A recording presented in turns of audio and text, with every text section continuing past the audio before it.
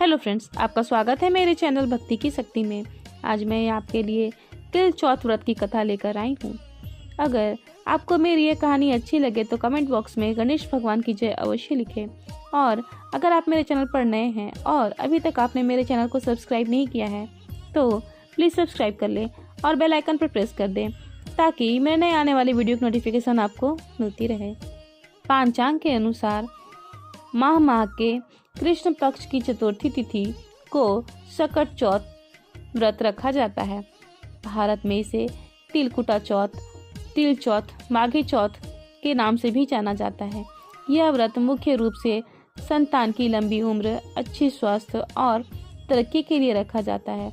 इस दिन महिलाएं निर्जला व्रत रखकर माता सकट और भगवान गणेश जी की पूजा करती हैं। इसके बाद शाम को चंद्रमा को अर्घ देने के बाद ही पारण करती हैं। इस दौरान पूजा विधि से लेकर उसमें उपयोग होने वाली सभी सामग्रियों का खास ख्याल रखा जाता है। मान्यता यह है कि तिल चौथ पर भगवान गणेश की संपूर्ण विधि से पूजा करने से साधक की संपूर्ण मनोकामनाएं पूरी होती हैं। यही नहीं, संतान के भाग्य में भी वृद्धि के योग बनते हैं। तिलकुट चौथ का व्रत पति की दीर्घ आयु और संतान प्राप्ति के लिए भी यह व्रत रखना शुभ माना जाता है। इस दिन तिल की बनी हुई चीजों का भोग लगाया जाता है। कहा जाता है कि जो भी महिला तिल चौथ का व्रत रखती हैं उन्हें तिल चौथ की कथा अवश्य पढ़नी चाहिए। इससे संतान के जीवन और परिवार दोनों में सुख समृद्धि का वास होता है। तो आइए शुरू करते हैं तिल चौथ व्रत की कथा। एक समय की बात है, किसी नगर में एक साहूकार और साहूकारनी रहते थे। वे धर्म कार्य बिल्कुल भी नहीं किया करते थे। इसी वजह से उनके घर में कोई संतान नहीं थी। एक दिन साहूकारनी पड़ोसी के घर गई। उस दिन तिल चौथ का व्रत था। वहाँ पड़ोसन तिल चौथ की पूजा करके कहानी सुन रही थी। साहूकारनी ने पड़ोसन से पूछा, बहन तुम क्या कर रही हो? तब पड़ोसन बोली, आज तिल चौथ का व्रत है इसलिए मैं कहानी सुन रही हूँ। तब साहूकारनी बोली, चौथ का व्रत करने से क्या होता है? तब पड़ोसन बोली, इस व्रत को करने से अन्न, धन, सुहाग, सुख सब मिलता है। तब साहूकारनी बोली, यदि मेरा गर्भ रह जाए तो मैं 1.25 सेर तिलकुट करूँगी और चौथ का व्रत भी करूँगी। श्री गणेश भगवान की कृपा से साहूकारनी गर्भवती हो गई तो वह बोली, मुझे पुत्र की प्राप्ति होगी तो मैं 2.5 सेर तिलकुट करूंगी। समय बीतने पर 9वें महीने के बाद उसे एक पुत्र की प्राप्ति हुई। तब साहूकारनी बोली, हे चौथ भगवान, मेरे बेटा का विवाह हो जाएगा तो मैं 5.25 सेर का तिलकुट करूंगी। समय बीता, उसका बेटा बड़ा हुआ और विवाह योग्य हो गया तो उसका विवाह तय हो गया और उसका बेटा विवाह के लिए निकल गया। लेकिन उस साहूकारनी ने तिलकुट नहीं की।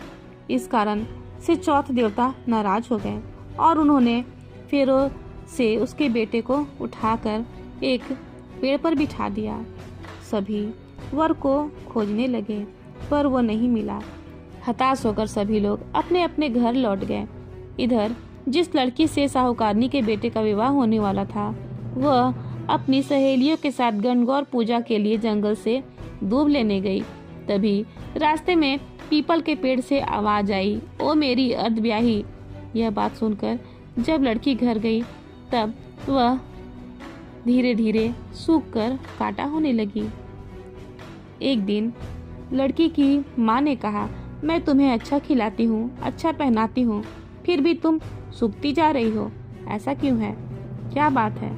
तब लड़की अपने माँ से बोली कि माँ, जब मैं दूब लेने जंगल जाती हूँ तो पीपल के पेड़ से एक आदमी की आवाज आती है कि ओ मेरी अर्धब्याही। उसने मेहंदी लगा रखी है और सेहरा भी बांध रखा है। तब उसकी माँ ने पीपल के पेड़ के पास जाकर देखा तो वह अपने जमाई को देखकर पहचान गई और बोली, यह तो मेरा जमाई ही है। तब उसकी माँ ने जमाई से कहा, यहाँ आप क्यों बैठे हो? मेरी बेटी को अर्धब्याही करके और अब क्या चाहते हो? साहूकार का बेटा बोला, मेरी माँ ने चौथ का तिलकुट बोला था लेकिन नहीं की, इसलिए चौथ माता नाराज होकर मुझे यहाँ बैठा दी है। यह सुनकर लड़की की माँ साहूकारनी के घर गई और उससे पूछी कि आपने तिल चौथ का कुछ बोला था क्या? तब साहूकारनी बोली, हाँ मैंने तिलकुट बोला था। उसके बाद साहूकारनी बोली, मेरा बेटा घर आ जाए तो 2.5 मन का तिलकुट करूंगी। इसके बाद गणेश भगवान और चौथ माता प्रसन्न हो गए और उसके बेटे को फेरों में लाकर बिठा दिया। बेटे का विवाह धूमधाम से हो गया।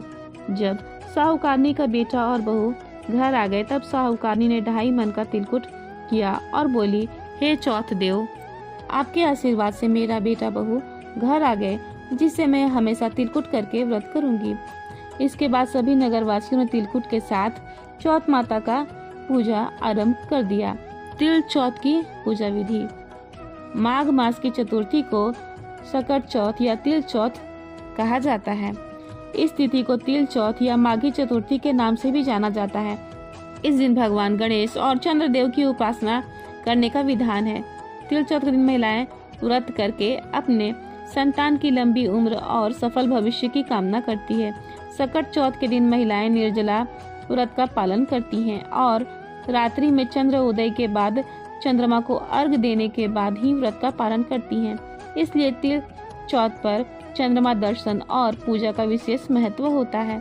जो कोई भी इस दिन भगवान गणेश की उपासना करता है उसके जीवन के सारे संकट टल जाते हैं, साथ ही संतान की प्राप्ति होती है और संतान संबंधी समस्याएं भी दूर होती हैं। तिल चौथ के दिन पूजा और व्रत करने के लिए ब्रह्म मुहूर्त में उठकर स्नान करें। इसके बाद साफ सुथरे वस्त्र धारण करें।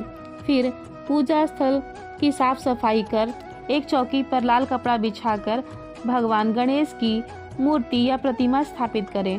गणेश जी के बगल में सकट माता की फोटो रखें।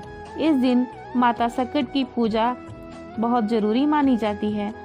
उसके बाद भगवान गणेश को सिंदूर का तिलक लगाएं और घी का दीपक जलाएं। फिर भगवान गणेश की प्रतिमा पर फल, फूल, मिठाई अर्पित करें। पूजन में तिलकुट का भोग जरूर शामिल करें। गणेश जी की प्रिय मोदक बनाकर रखें। इस दिन गुड़ और तिल का मोदक बनाया जाता है।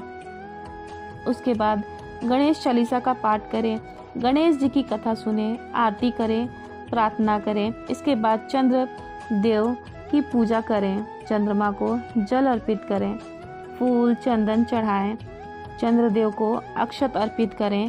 पूजा समाप्ति के बाद प्रसाद का वितरण करें और स्वयं भी प्रसाद ग्रहण करें। गरीबों को दान दें। जय हो गणेश भगवान की, जय हो चौथ माता की। फिलहाल इस वीडियो में इतना ही। अगर आपको मेरी ये वीडियो अच्छी लगी हो तो मेरे वीडियो को लाइक करें और ज़्यादा से ज़्यादा शेयर करें और मेरे चैनल को सब्सक्राइब करना न भूलें। वीडियो में अंत तक बने रहने के लिए आपका धन्यवाद।